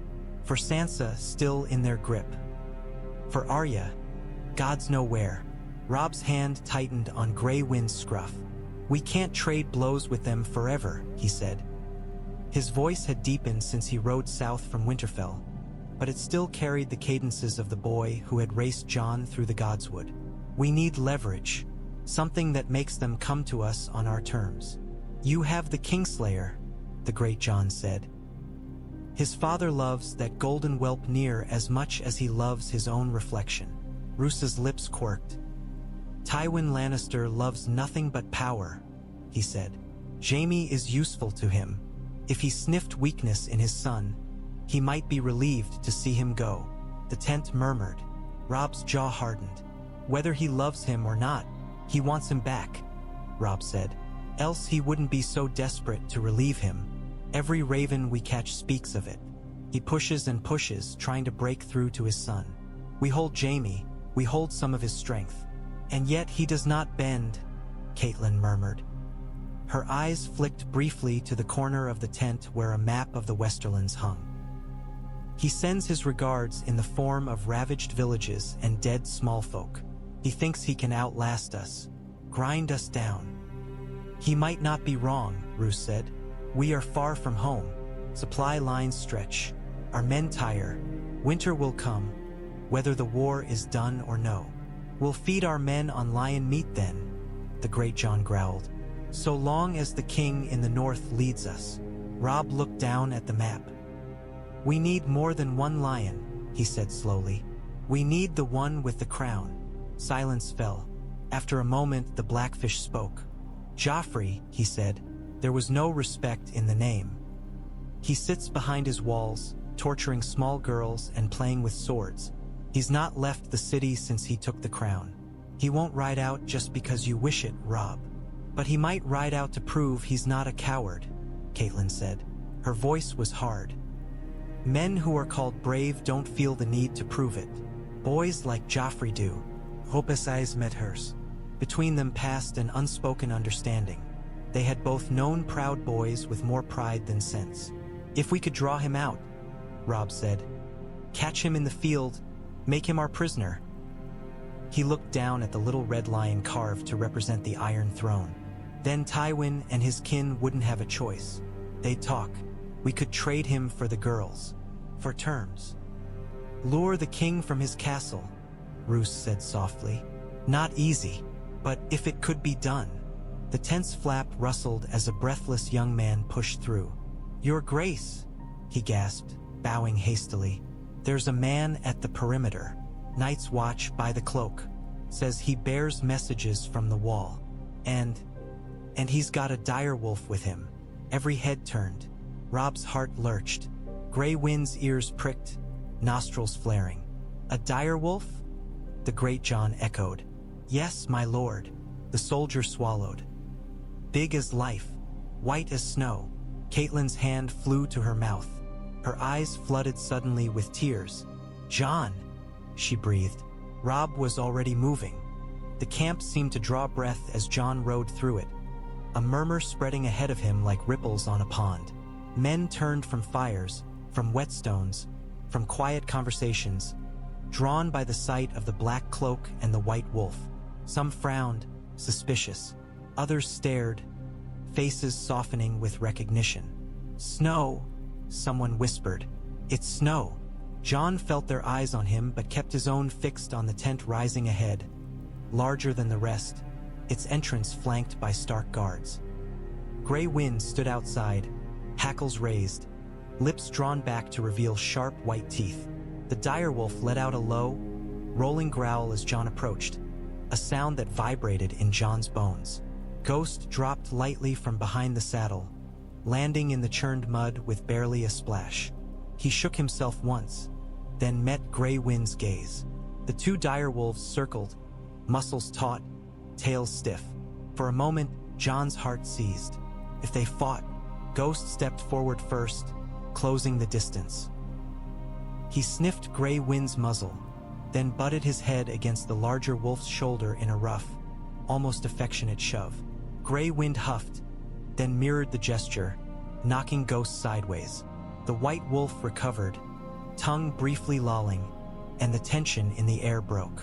The two loped off a few paces, weaving around each other in an intricate dance of dominance and acknowledgement. The tense flap snapped back. Robb stood framed in the opening, silhouette stark against the lamplight within. For a heartbeat, Jon saw the boy he'd grown up with. The crooked grin, the wild, curly hair, the freckles. Then the lamplight caught on the bronze and iron circlet, and the illusions fell away. They stared at each other across a few yards of mud and torchlight and 10,000 unspoken words. Robb, Jon said. Jon, Robb answered.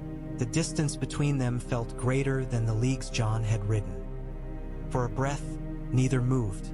Then Robb descended the few steps between tent and ground in 3 long strides. He hit Jon like a storm, arms wrapping around him in a rough embrace that nearly knocked the breath from Jon's lungs. The force of it broke something loose inside him. Jon's arms came up, clutching back just as hard. You bloody bastard, Robb rasped into his ear. His voice shook. You should be on the wall. Or home. Not here. You should be at home. Jon managed, throat tight. Not playing at king in a field. Robb pulled back, and there it was, the old grin, ghosting across his face before the weight of crown and war settled it again. Someone had to, he said. Father left. Someone had to. They studied each other anew. Robb was broader in the shoulders, his features harsher. A thin scar traced along his jaw, disappearing into his beard. Jon knew his own face had changed too. He felt it in the way men on the wall looked at him now, with a certain wariness. Catelyn appeared in the tent's entrance, hands gripping the canvas. Her eyes drank in Jon with a complicated hunger. Pain and anger and something like guilt all tangled together. "Mother," Robb said, turning. "You remember Jon?" Catelyn's mouth tightened. "I remember," she said. Her gaze flicked briefly to Ghost, then back to Jon. "You wear black now." "I have for some time, my lady," Jon said. Whatever sting her coolness still held, he kept from his voice. He had no right to expect warmth. "Come inside," Robb said quickly, sensing the chill. "We'll talk where every man in camp isn't gawking." He clapped Jon on the shoulder and led the way. Inside, the tent was crowded with maps, armor stands, chests, and the lingering presence of many arguments. The council had cleared, leaving only the Blackfish by the map and a few guards near the entrance. Robb gestured Jon toward a stool near the table.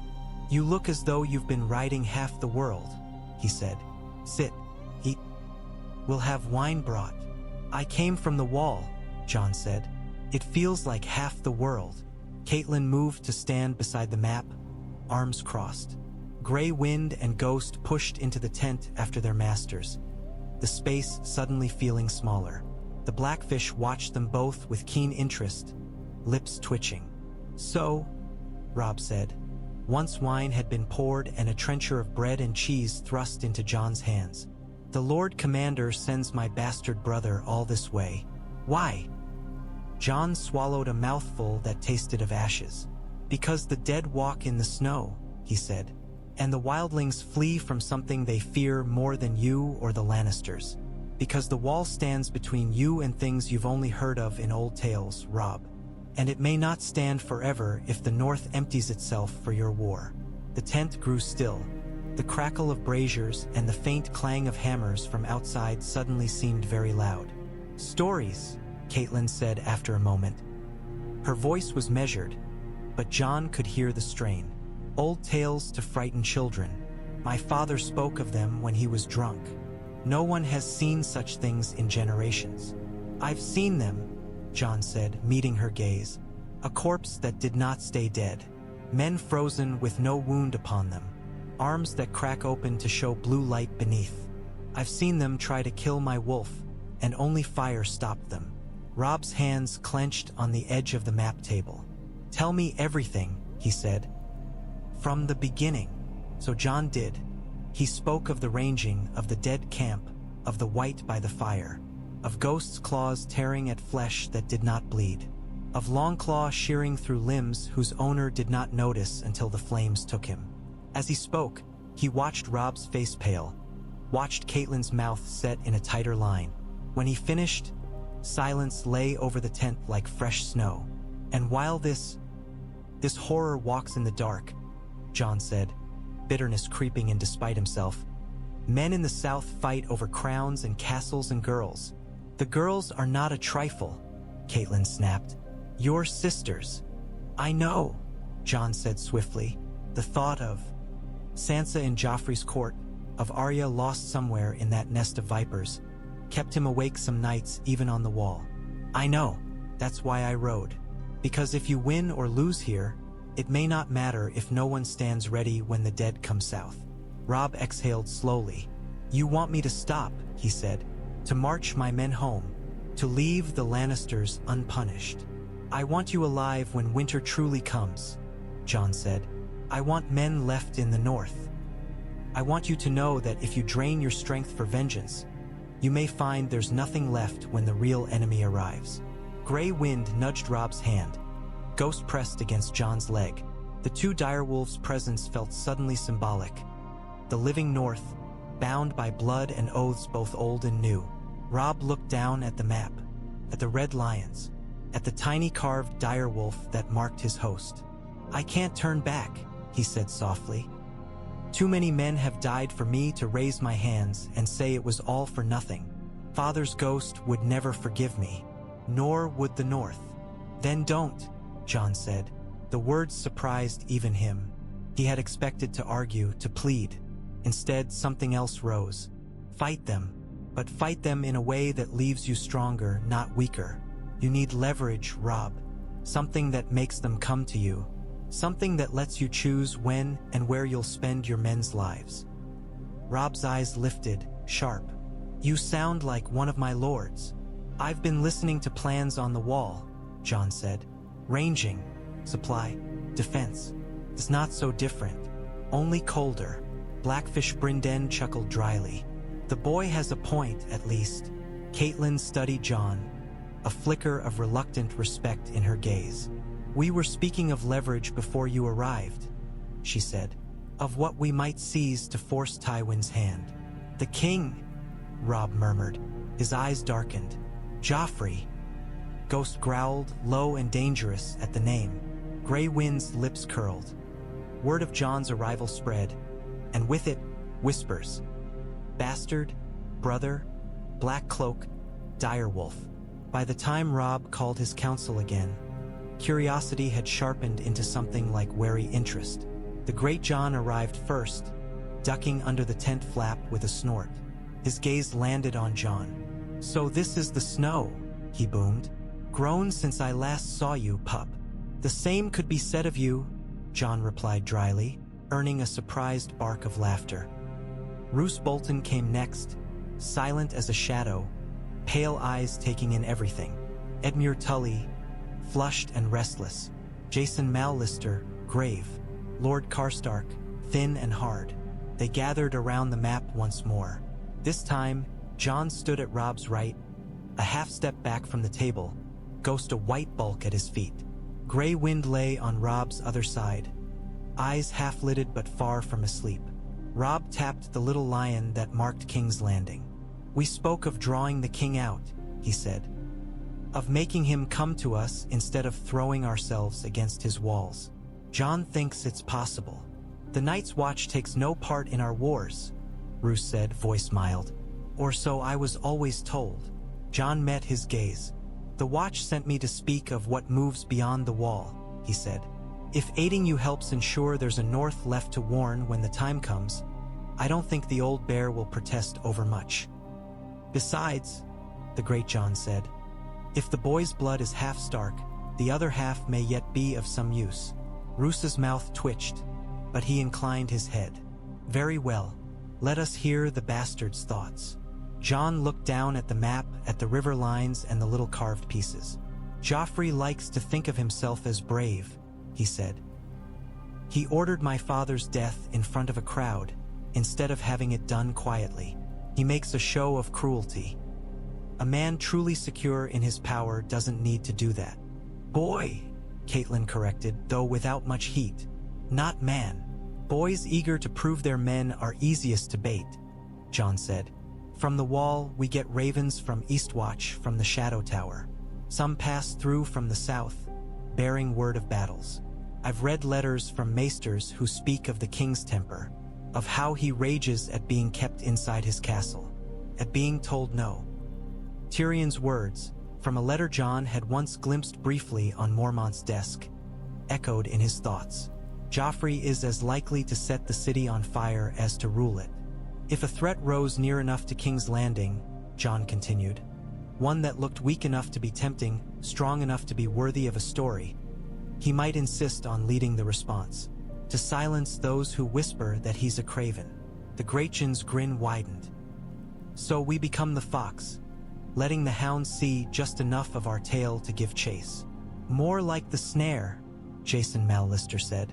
"We must show just enough weakness to lure him while concealing the teeth that will close around his neck." Edmure frowned. "Tywin Lannister's no fool," he said. "He won't let his whelp ride into danger undefended." "He may not be in a position to forbid it," Roose murmured. Reports say he's still bogged down in the west. Stannis and Renly dance their own deadly jig in the south. King's Landing relies heavily on the gold cloaks and whatever men Littlefinger and the Queen can coax from their cronies. If Joffrey demands to ride, they may not have the strength to deny him without showing their hand. Robb's fingers drummed on the map. "We can't march on the city," he said. "Not yet, but we might feint at the Crownlands. A fast-moving force, harrying, burning, not enough to threaten the walls. Just enough to sting the king's pride. And when he rides out to swat the flies," the great Jon said, "we spring the trap." "Exactly." Jon pointed to a fork in the river near a small dot marked as a lesser crossing. "Here, or somewhere like it. Narrow banks, enough cover for an ambush. Your main force appears exposed. Joffrey charges in to win a pretty little victory for the songs. Only it's not your main force. It's bait." Catelyn frowned at the map. "You speak as if you've laid ambushes before," she said. "I've ridden in enough," Jon replied. "Against wildlings. Against things that don't think like us. Men to men are easier."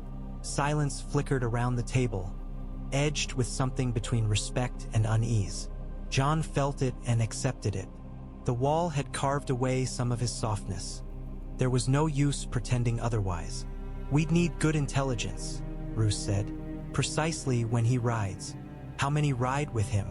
Where they mean to cross?" "The city teems with ears," the Blackfish said. "Not all of them loyal to the Lions. There are still men there who fought for Robert, who served your father, who fear what Joffrey has become. And there is Sansa," Catelyn whispered, more to herself than anyone, "forced to stand by his side, to smile while he, if word could reach her, she might know when he leaves. Or Arya, if she lives and keeps her eyes open." Jon's heart clenched at the thought of his sisters playing parts in such dangerous games. "But if their suffering could help end this sooner. However we learn it," Robb said. "If we can take him alive." His hand closed around the little lion on the map. "Tywin will choke on his own pride. The realm will think twice before backing a king who sits in a northern camp under guard. Northern justice would be to take his head," the great Jon said, eyes gleaming. "Northern justice can wait," Robb said. "First we use him, then we'll see whether the boy who killed my father deserves mercy." Grey Wind lifted his head, teeth showing. Ghost's ears flattened. Jon looked at Robb and saw not just his brother, but a king learning the bitter arithmetic of war. "If you take him," he said quietly, "you'll have to keep men ready to die to keep him breathing. There will be rescues, assassins, betrayals. Are you willing to spend that blood?" Robb's jaw clenched. "If his life buys the safety of my sisters and the freedom of the North," he said, "I'll gladly pay." He met Jon's gaze. "Will you stand with me if it comes to it?" The question rang in Jon's mind like a horn call. The ring at his throat weighed heavy. The black cloak on his shoulders seemed suddenly tighter. "I'll stand where I can do the most good," he said after a long moment. "If that means between a king and a blade, I'll stand there. But I'm still of the watch, Robb. I can't become your sworn sword." Robb nodded slowly. "I wouldn't ask it," he said, "but I can hope you'll be my brother." "You never had to ask that," Jon said. The camp had quieted. The clatter of pots, the murmur of voices, the snorts and stamps of restless horses had faded into the soft, steady hush of sleeping men. Above, the sky stretched clear and sharp. Stars pricked bright against the velvet dark. The air bit at exposed skin, clean and cold. Jon and Robb sat side by side on a low log near a small fire at the edge of the camp. They wore cloaks over their shoulders, cups of mulled wine cradled in their hands. Grey Wind lay sprawled at Robb's feet, head on his paws. Ghost nestled against Jon's legs, warm and solid. For a while they said nothing. The silence between them was full, not empty, crowded with shared memories and newly formed burdens. "Do you remember the first time we went hunting with Father?" Robb said at last, a faint smile tugging at his mouth. You fell off your horse in the stream and came up cursing like a man twice your age. You laughed until he cuffed you, Jon said. The memory warmed him. Then you helped me back up and told me I swore like a proper Northman. You did, Robb said. The smile faded. I think about him sometimes on the field. What he'd say, what he'd do. He'd tell you to keep your feet under you, Jon said. To know why you swing the sword before you swing it. Robb stared into the fire. He'd also tell me I have no business wearing a crown, he said quietly. Jon looked at him. Do you think he would? I was his heir in the north, not in the south, Robb said. He was hand to a king. He knew what it cost. He put himself between us and that world so we didn't have to carry it. Now. His hand went to the circlet on his brow, fingers tracing the metal. Now I wear this, and I wonder if I'm not dragging the whole of the north into a grave with me. Men follow you because they believe in you, Jon said. And because they loved him. And you? Robb asked. Why do you stand at my side, bastard brother? Because the old bear told you to? Because of the dead things in the snow? Because you hate the Lannisters? His eyes searched Jon's face. If I asked you right now to lay aside that black cloak and take my colors, would you? Jon's throat tightened. The fire popped, sending a spray of sparks upward. I used to dream of it, he admitted. Being your sworn man, riding beside you, one wolf among many. Of hearing you call me brother without the bastard in front of it. I've always called you brother, Robb said fiercely. Whatever others said. Whatever mother. He broke off, jaw clenching. I know, Jon said, and he did. Whatever Catelyn's coldness, whatever whispers in the hall, Robb had always held out a place beside him. But, Jon continued, if I laid aside this cloak now, I'd be throwing away every promise I've made since I rode north, to Mormont, to Sam. To men who stand on a wall of ice so your sons and daughters can sleep in peace someday. I don't know who I'd be then. Jon Stark, Robb said. The words hung between them. Jon flinched as if struck. You can't, he said. You're a king, but you can't change what I am with a word. I can, Robb said quietly. I've made men lords with a word, given lands, taken them away. I could name you Trueborn, give you father's name. And what would that do to your rule? Jon asked, bitter and afraid in equal measure. To the men who bent the knee to you as his heir? To your claim, if some lords whisper that the true elder son sat in black until it was convenient to take another name. Robb's hand tightened on the cup. You think I care about? You have to, Jon cut in. That's what it means to wear that thing. He nodded at the crown. You have to care about all the ways words can be turned against you, even when your heart screams to say them. Robb looked away, jaw working. I hate it, he said softly. I hate counting men like coin, weighing lives on a scale, thinking of Sansa and Arya as pieces in this instead of my sisters. His fingers whitened on the cup. And now you tell me the dead walk, and I have to think of them too, as if the living weren't enough. I hate it too, Jon said. On the wall, we count throats and blades and cloaks. We decide who rides out and who stays. Sometimes the men we send don't come back. Sometimes they do, and they aren't themselves anymore. He swallowed. You're right. Father stepped between us and this. But he's gone, and we're what's left. Robb's shoulders slumped. For a moment, he looked very young. I don't know how to win this, he confessed. Any of it. The war, the north, the winter. Maybe you don't have to win all of it, Jon said. Maybe you just have to survive long enough that someone else can stand beside you when the next battle comes. Take Joffrey if you can. Use him, trade him, make Tywin dance. But don't break yourself doing it. Robb huffed a mirthless laugh. You speak like you've lived 3 lives since we last hunted in the snows. Sometimes it feels that way, Jon said. They sat in silence again. The fire crackled, throwing shifting shadows. Ghost's breathing was slow and steady. Gray Wind's tail twitched occasionally in his sleep. Will you be there? Robb asked suddenly. When we try, to take him. Will you stand with me when I ride at a king? The wall, Jon thought. The vows. Aemon's ring against his chest, cold as the stars above. The Wight's fingers on Ghost's throat. The white shapes moving in his nightmares. He thought, too, of Ned Stark on his knees, of Joffrey's thin lips as he pronounced sentence, of Sansa's terrified eyes, of a boy king who played with lives like toys. I'll be there, Jon said. Not as your bannerman, not as your knight, as your brother. As the man the wall sent to make sure there's a north left when all this is done. Robb's shoulders eased, just a little. That's enough, he said. More than I had yesterday. They drank in companionable quiet, watching the embers slowly die. Above them, the stars burned indifferent. Beyond them, in the frozen lands where no banners flew and no songs were sung, something cold and patient stirred.